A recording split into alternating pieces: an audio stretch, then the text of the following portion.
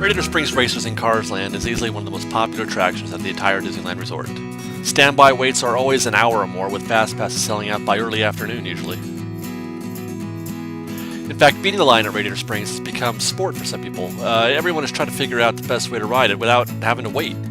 And in this episode of Disneyland Hacks, we're going to give you our tips for beating those lines at Radiator Springs Racers. Now, there are three ways guests can enjoy this ride. You can go standby, you can get a fast pass, or you can join the single rider line.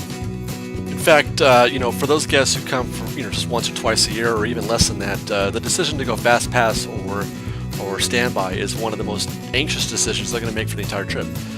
You go on any message board, and that topic is being discussed more than any other. Now, standby is obviously the worst option of the group. Getting in line at any point other than immediately after rope drop will result in an hour wait or more, sometimes 2, even 3. We'll come back to how to beat standby at rope drop in just a minute though. Now, fast passes are a risky choice in that you have to get to the park pretty early, before rope drop, to get a fast pass for something reasonably timed later in the day. We're talking like 1, 2 o'clock in the afternoon even. The line is already going strong a half an hour before the park is even opened. Most days fast passes are sold out by noon, 1 o'clock, something like that. Or if not by noon, then they're for, something like 9 o'clock at night later on, 5 or 6 hours later. So let's say you do want to get a fast pass before rope drop, or at around rope drop, you have to wait in this line right here. This line gets going, easily a half an hour before the rope drop, and it starts building fast.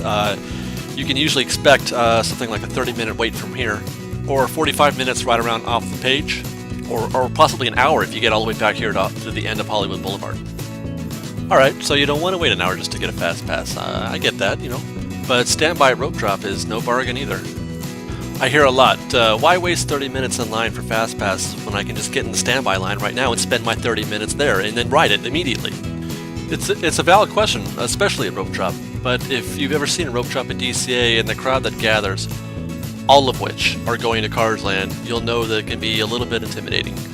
So if you've got your heart set on going standby at rope drop, then we recommend using what's now called the wide right technique. Here's what a typical standby queue might look like immediately after rope drop, and this is like 8 or 9 a.m., right after the park opens. The wide right technique is used only at rope drop and only for standby. This technique we found is the most optimal way of shortening your wait in the standby queue at rope drop. So wide right simply means that you want to stay as far to the right for as long as possible as the enormous crowds of people are herded down the street and into Cars Land toward Radiator Springs Racers. Stay to the right when you're standing and waiting for the rope to drop, stay to the right when the rope drops and the crowd starts moving, and stay to the right as you make your way down Route 66. So this serves two purposes. One, it allows you to pass other guests. There's no line yet, so there should be no sense of cutting. And two, as you can see here, the line gets funneled to the right as you get closer to flows. What they're trying to do is to take a crowd that is maybe a dozen shoulders wide and turn it into a 2-shoulder wide lane. So why does the wide right technique work? Well, the best comparison we can make is being on a freeway during a traffic accident. If the accident occurs, let's say, in the far left-hand lane, and the freeway is being reduced to a single lane on the far right, then all those cars in the left lane will have a much slower time of it than the cars on the far right. And the same applies here in the standby line at Radiator Springs Racers. The guests on the left will have to stop and merge, politely, hopefully, into the crowd on the right. Now the guests on the right, though, will get to keep moving forward while allowing those guests on the left to merge in slowly, but they get to keep moving forward. So to summarize your rope drop options, you've got fast pass that you have to wait maybe 30-40 minutes in line for, and then you get to put that ride off till later in the day, or you've got the standby with the wide right technique, which gets you in line or on the ride in about 30 or 40 minutes, which is about the same as the fast pass, but you get to ride right away.